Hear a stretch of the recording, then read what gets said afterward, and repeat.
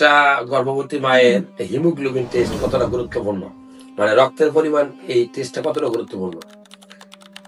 একটা মায়ের রক্তের পরিমাণ যদি ভালো না থাকে তাহলে তো মানে নিজেও দুর্বল থাকবে এবং সে অল্পতেই হাঁপায়া যাবে এবং তার বাচ্চাটারও ঠিকমতো পুষ্টি পাবে না।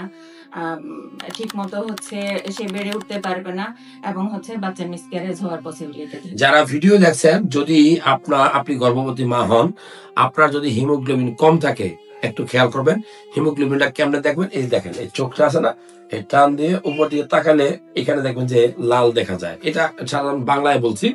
তাহলে যার কারো যদি ফ্যাকাশে থাকে, সাদা থাকে, তাহলে আমরা ধরে নিই রক্তের পরিমাণ কম। এখন আপনি মা, আপনার শরীরে যদি হিমোগ্লোবিন কম থাকে, নর্মাল হিমোগ্লোবিন কত, এটা বই পুস্তকের কথা বাদ দেন, আপনি সরাসরি মনে রাখবেন।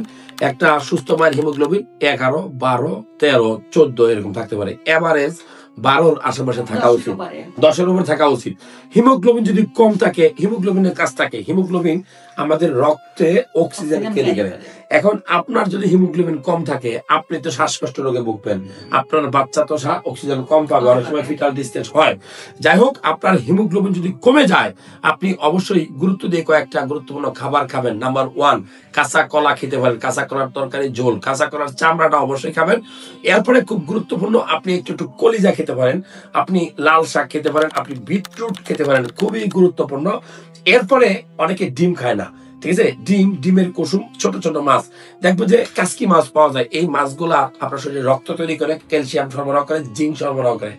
যাই হোক, খাবার থেকে হিমোগ্লোবিন পাইতে গেলে সবচেয়ে বেশি গুরুত্ব দিয়ে যে খাবারটা খাবেন, সেটা হলো আপনার আশেপাশে যে সবুজ শাক সবজি আছে, যেমন পুঁই শাক, পালং শাক, কচু শাক, বেত্তা শাক, লাউ শাক, যেটা পায় নাকি